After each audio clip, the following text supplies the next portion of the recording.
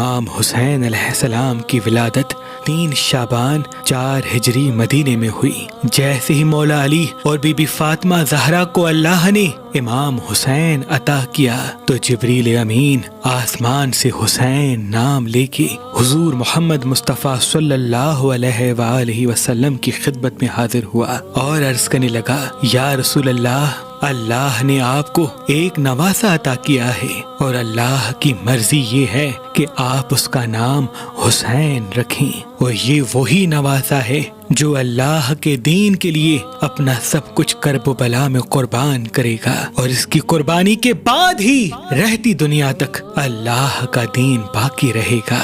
حضور نے جیسے ہی امام حسین کو گود میں لیا تو اپنی زبان امام حسین کے منہ میں رکھتے ہیں اور امام حسین رسول اللہ کی زبان چوستے ہیں۔ تاریخ نے لکھا، اللہ کے رسول اتنی محبت کرتے ہیں جس کی مثال دنیا میں نہیں ملتی۔ رسول خدا اکثر امام حسین کو اپنے سینے پہ سلایا کرتے تھے۔ چھوٹے سے امام حسین جب مسجد نبوی میں داخل ہوتے تو آپ اپنے خطبے کو روک کے امام حسین کو اپنی گود میں لیتے اور منبر پہ تمام اصحاب کو بتاتے کہ اے لوگو پہچانو، یہ میرا نواسہ حسین ہے، ان قریب اس کو میرے دین کے لیے بے جرم و خطا قتل کیا جائے گا۔ اس وقت اس حسین کی مدد کرنا، بس دور بدلتا جاتا ہے۔ اللہ کے رسول کی رحلت کے بعد اہل بیت پہ مصائب بڑھتے جاتے ہیں۔ بی بی فاطمۃ الزہرا سلام اللہ علیہا کی شہادت ہوتی ہے، امام علی کو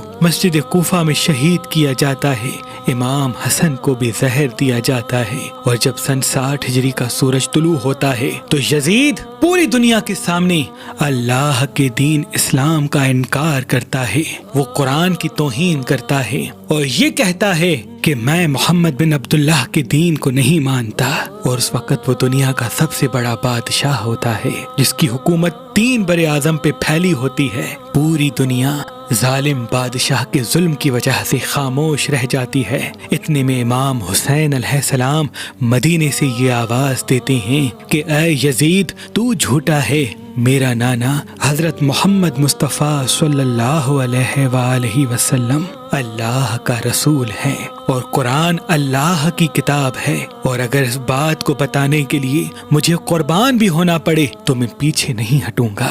بس یزید یہ حکم نافذ کرتا ہے کہ امام حسین کو مدینے میں شہید کیا جائے۔ امام حسین نہیں چاہتے کہ ان کا خون ناحق اپنے نانا کے مقدس شہر میں بہے۔ آپ مکے کی طرف ہجرت کرتے ہیں اور اللہ کے گھر کی پناہ میں جا کے مقیم ہوتے ہیں اور حج کے فرائض انجام دیتے ہیں۔ یزید کی یہ سوچ تھی کہ امام حسین اور ان کے ساتھیوں کو طواف کعبہ کے بیچ میں ہی قتل کریں گے، اس میں ایک تو امام حسین بھی قتل ہو جائے گا اور دوسرا اللہ کے گھر کی بھی بے حرمتی ہوگی۔ امام حسین کو جیسے ہی اس بات کا علم ہوا تو آپ نہیں چاہتے کہ ان کا خون ناحق اللہ کے گھر میں بہے، اور اتنے میں آپ کے پاس کوفے سے ہزاروں خطوط بھی آتے رہے کہ اے نواسہ رسول، ہم بھی رسول اللہ کے دین کی بقا کے لیے یزید پہ لعنت کرتے ہیں لیکن یزید کے ظلم کی وجہ سے مجبور ہیں، آپ جلد کوفے آ جائیے اور اپنے نانا کے دین کو بچانے کے لیے ہماری مدد کیجیے۔ ان خطوط میں یہاں تک لکھا تھا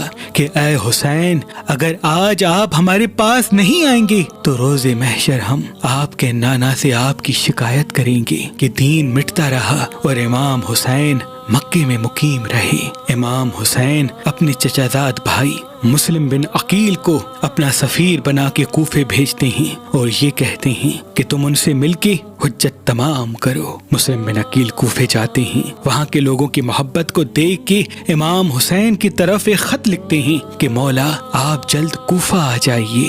امام حسین اپنے حج کو عمرے میں تبدیل کرتے ہیں اور اپنے بچوں، بہنوں اور بیٹیوں کو لے کے کوفے کی طرف روانہ ہوتے ہیں، اور وہاں یزید اپنے تمام وزیروں میں سے ایک ظالم شخص عبید اللہ ابن زیاد کو چنتے ہیں کہ وہ فوراً جائے اور کوفے کی حکومت سنبھالے اور امام حسین کے چاہنے والوں پر وہ ظلم کرے کہ سب اپنے گھروں میں چلے جائیں۔ نواسہ رسول مکے کو چھوڑ کے جیسے ہی کوفے کے قریب پہنچنے لگے تو وہاں پہ انہیں مسلم بن عقیل کے شہادت کی خبر ملتی ہے اور یہ معلوم ہوتا ہے کہ کوفے والے بدل گئے اور کسی نے سونا لے کے خاموشی اختیار کر لی تو کوئی یزید کے ظلم کی وجہ سے گھر میں چھپ گیا۔ امام حسین چاہتے چاہتے ہیں کہ عرب کے صحرا کو چھوڑ دیں اور کسی ایسی جگہ چلے جائیں جہاں یزید کی حکومت نہ ہو۔ یہ بات جیسے ہی ابن زیاد کو پتہ چلتی ہے تو وہ ہر کے ساتھ ہزاروں کی فوج بھیجتا ہے اور کہتا ہے جاؤ، حسین کوفے کے آس پاس ہیں، اس کو فوراً قائد کرو۔ اور اپنے رہائی امام حسین کو ڈھونڈتے ڈھونڈتے صحرائے مکیب تک پہنچتے ہیں جہاں امام حسین کا قافلہ ہوتا ہے۔ امام حسین نے جیسے ہی جناب ہر کو دیکھا کہ وہ بھی پیاسے ہیں، ان کے سپاہی بھی پیاسے ہیں، ان کے جانور بھی پیاسے ہیں، آپ عباس سے کہتے ہیں ان سب کو پانی پلاؤ۔ اور امام حسین کا اخلاق دیکھتا ہے اور پانی پینے کے بعد امام حسین کو روک نہیں پاتا، بس امام حسین نہر فرات کے کنارے سے چلتے رہتے ہیں۔ یہ بات جب ابن زیاد کو پتہ چلتی ہے کہ ہر تو امام حسین کے ساتھ نرمی کر رہا ہے تو وہ عمر بن سعد کے ساتھ 18,000 کا لشکر بھیجتا ہے کہ حسین کو فوراً روکو۔ بس چلتے چلتے امام حسین کا قافلہ کربلا سے گزرتا ہے اور وہاں امام حسین کا گھوڑا رک جاتا ہے۔ امام حسین جیسے ہی معلوم کرتے ہیں کہ زمین کو کیا کہتے ہیں، الگ الگ نام امام حسین کو بتائے جاتے ہیں۔ کوئی نینوا کہتا ہے، کوئی ماریا کہتا ہے اور کوئی بوڑھا شخص آ کے کہتا ہے یہ کرب کی زمین ہے اور اسے کربلا کہتے ہیں۔ امام حسین گھوڑے سے اترتے ہیں، سجدہ شکر کرتے ہیں اور عباس سے کہتے ہیں عباس خیمے لگاؤ، ہمیں یہی امتحان دینا ہے۔ 2 محرم 61 ہجری کو امام حسین کربلا پہنچتے ہیں اور یزید کے سپاہی امام حسین کے خیمے دریا سے دور لگواتے ہیں تاکہ جب ہمیں حسین کا پانی بند کرنا پڑے ہم بند کر سکیں۔ امام حسین صبر کرتے ہیں اور اپنے خیمے نہر فرات سے دور لگواتے ہیں۔ بس 7 محرم کو امام حسین اور ان کے بچوں کا پانی بند کر دیا جاتا ہے۔ خیمے میں تمام بچے پیاسے ہوتے ہیں اور وہاں فوج یزید دن بدن بڑھتی جاتی ہے۔ کبھی 25,000 کا لشکر فوج میں شامل ہوتا ہے، کبھی 15,000 کا لشکر فوج میں جمع ہوتا ہے۔ امام حسین کے بچے دیکھتے رہتے ہیں کہ چاروں طرف سے ان کو گھیرا جا چکا ہے۔ یزید کی فوج یہ چاہتی تھی کہ 9 محرم کو امام حسین کو قتل کیا جائے۔ امام حسین ایک رات عبادت کے لیے مانگتے ہیں اور یوں 9 محرم کو جنگ ٹل جاتی ہے اور 10 محرم عاشورہ کے دن رکھی جاتی ہے۔ بس جیسے ہی 9 محرم کا دن ڈھلتا ہے امام حسین بعد نماز عشاء اپنے تمام ساتھیوں کو ایک خیمے میں جمع کرتے ہیں اور فرماتے ہیں تم سب نے میرا بہت ساتھ دیا، میں تم سے خوش ہوں اور چاہتا ہوں کہ اب تم اپنے اپنے گھر واپس چلے جاؤ، کیونکہ یہ فوج مجھے شہید کرنا چاہتی ہے۔ اللہ سے تم سب کو جنت روز محشر میں لے کے دوں گا۔ سب امام حسین کے ساتھی خاندان کے افراد ادھر ادھر دیکھتے ہیں کہ یہ ہمارے مولا نے کیا کہہ دیا۔ اتنے میں امام حسین فرماتے ہیں شاید تم لوگوں کو آنکھوں کی شرم نے مارا ہے، عباس چراغ بجھا دو۔ چراغ بجھ جاتا ہے اور کچھ دیر کے بعد جیسے ہی جناب عباس چراغ جلاتے ہیں تو امام حسین دیکھیں تمام ساتھی تلواریں اپنے گلے پہ رکھ کر ایک آواز میں کہتے ہیں کہ اے میرے مولا حسین، ہم آپ کو ان ظالموں میں کیسے چھوڑ کے جائیں؟ ہم بھی اللہ کے دین پہ قربان ہونا چاہتے ہیں، ورنہ ہم روز محشر آپ کی والدہ کو کیا منہ دکھائیں گے؟ بس امام حسین فرماتے ہیں جاؤ اپنے اپنے خیموں میں اللہ کی عبادت کرو۔ بس 10 محرم کا سورج طلوع ہوتا ہے۔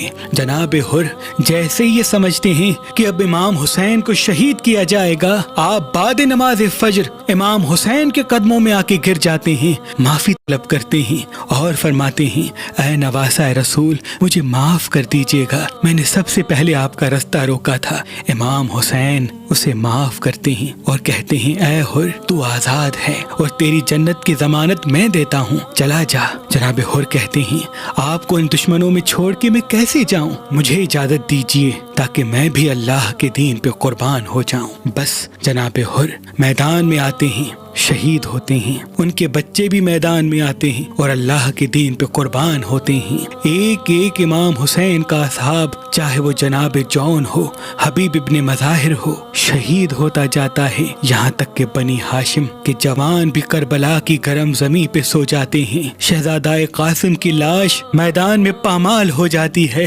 جناب عباس نہر کنارے بازو کٹوا کے شہادت کا جام پی لیتے ہیں۔ علی اکبر کو رن میں برچھی لگتی ہے اور امام حسین کے ہاتھوں میں تڑپ کے اپنی جان کا نذرانہ دیتے ہیں اور معصوم علی اصغر जब पानी पिलाने के लिए इमाम हुसैन मैदान में लेके आए तो जालिमों ने उसको भी तीर मार के ऐसे शहीद किया कि इमाम हुसैन के हाथों पर वो ऐसे तड़पने लगते हैं जैसे मछली तड़पती है। बस इमाम हुसैन जब मैदान करबला में तन्हा रह जाते हैं, आप खैमे में आते हैं और तमाम बीबियों को सलाम आखिर कहते हैं और फरमाते हैं, ऐ ज़ैनब, ऐ सकीना, मेरी शहादत के बाद जहाँ जहाँ से गुजरो तो अपने खुतबों में मेरे नाना मोहम्मद मुस्तफ़ा का जिक्र जरूर करना, इस्लाम का अलम बुलंद करना और बार बार बताते रहना कि हम पे चाहे कितना भी जुल्म करो लेकिन हमारे खून का आखिरी कतरा रसूल अल्लाह के दीन की गवाही देता रहेगा।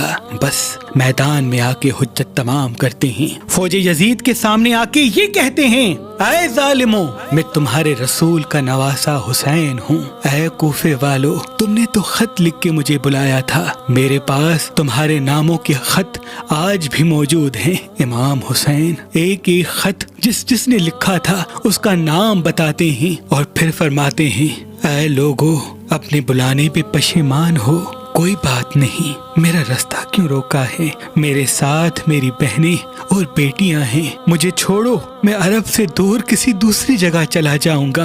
वो सब कहते हैं कि ऐ हुसैन, आपको शहीद करने के बाद यजीद हमारी झोलियां सोने से भर देगा और हम सब आपको आपके बाबा अली के बुग़्ज़ में कत्ल करना चाहते हैं। बस इमाम हुसैन अल्लाह का नाम लेके मैदान में आते हैं। तारीख ने लिखा, इमाम अली अक्सर फरमाते थे कि मेरे तमाम बेटों में से सबसे अच्छी जंग हुसैन लड़ता है।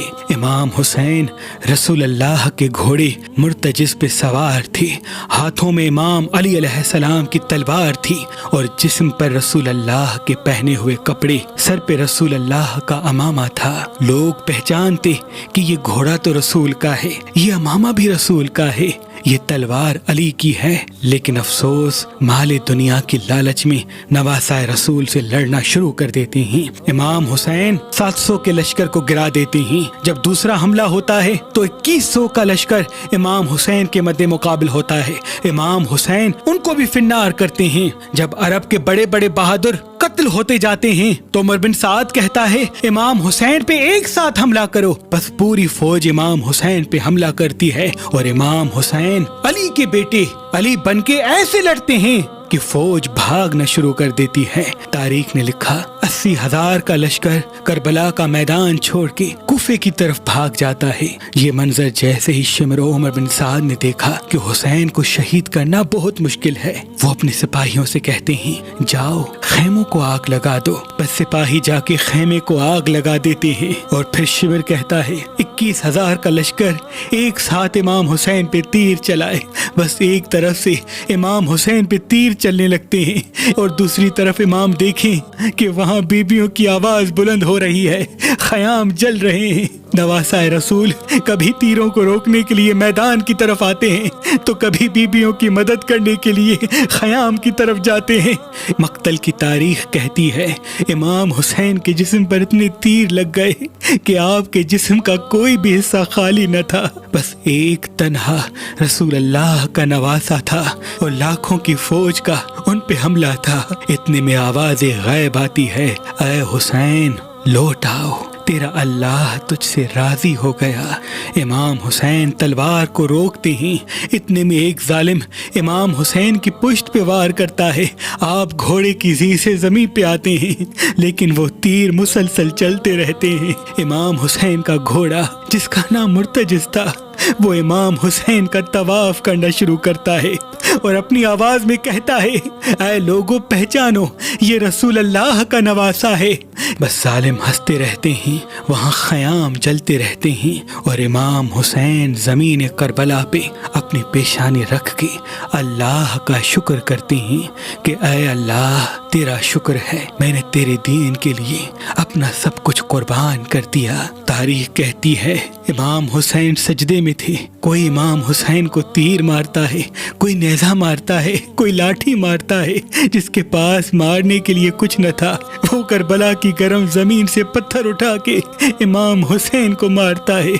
इमाम हुसैन अल्लाह के शुक्र में मसरूफ रहते हैं। इतने में उमर बिन साद कहता है, जाओ हुसैन का सर काट के आओ। तारीख ने लिखा, जो इमाम हुसैन के पास जाए उसको इमाम हुसैन की आंखों में रसूल अल्लाह का चेहरा नजर आए। 21 सिपाही जाते और वापस आ जाते।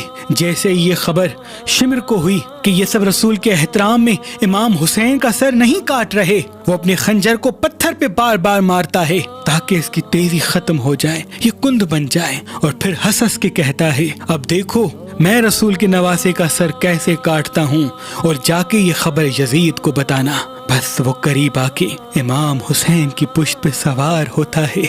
इमाम हुसैन का सर सजदे में होता है। आप पीछे से इमाम हुसैन पे वार करते हैं। मक्तल की तारीख कहती है इमाम हुसैन के सर को काटते वक्त इमाम हुसैन को ज़िबा नहीं बल्कि ज़र्ब मार मार के सर को तन से जुदा किया गया, क्योंकि गले की हड्डी पीछे से कभी नहीं काटी जाती बल्कि ज़र्ब मार मार के तोड़ी जाती है। इमाम हुसैन मुसलसल अल्लाह का शुक्र कर रहे थे और शिमर हंसता जाता और इमाम हुसैन के गले पर खंजर मार मार के सर को तन से जुदा करता है, और फिर पूरी फौज खैमों में आ जाती है। बीबियों को ताजियाने मारते हैं, उनके सरों से चादरों को लूट लेते हैं। रसूल अल्लाह की नवासियां रोती रहती हैं। बस इतने में उमर बिन साद कहता है, अब वो घोड़े लाओ जिसको मैंने यमन से बुलवाया था, जो लाशों को पामाल करने के लिए लाए जाते हैं। बस उन घोड़ों के नाल तब्दील किए जाते हैं और वहाँ मक्तल में सब लाशों को पामाल गाह पे रखते हैं। लेकिन इतने में अलग अलग कबाइल के लोग आके कहते हैं, सकफी कबीले वाले कहते हैं कि अली अकबर की माँ हमारे कबीले से है, हम अकबर की लाश पे घोड़े नहीं दौड़ाएंगे। कहीं से बीबी रुबाब के कबीले के लोग आके कहते हैं कि हम अपनी शहजादी के बेटे असगर पर घोड़े नहीं दौड़ाएंगे। कहीं से बीबी उम्मे फरवाह के कबीले के लोग कहते हैं कि हम कासिम पे घोड़े नहीं दौड़ाएंगे। जनाब हुर की लाश उनके कबीले वाले लेके जाते, जनाब जॉन की लाश जॉन के कबीले वाले लेके जाते। बस एक एक शहीद की लाश मक्तल गाह से हट जाती है। बस रसूल अल्लाह का गरीब नवासा जमीन करबला पे पड़ा रहता है, और मशरिक के घोड़े मगरिब की तरफ दौड़ते हैं, मगरिब के घोड़े मशरिक की तरफ दौड़ते हैं और इमाम हुसैन के जिस्म को पामाल करते हैं। इमाम जाफर सादिक ने फरमाया, मेरा सलाम हो मेरे उस गरीब दादा पर जिसकी लाश को इतना पामाल कर दिया गया कि उनकी दाईं पसलियां बाईं पसलियों की तरफ चली गई और बाईं पसलियां दाईं पसलियों की तरफ चली गई। बस इतने में रात ढलने लगती है और फौज चली जाती है और शाम गरीबा आ जाती है। हर बीबी अपने अपने वारिस पे रोती रहती है। 11 मुहर्रम को बीबियों को कैद करके कूफा और कूफा से शाम ले जाया जाता है।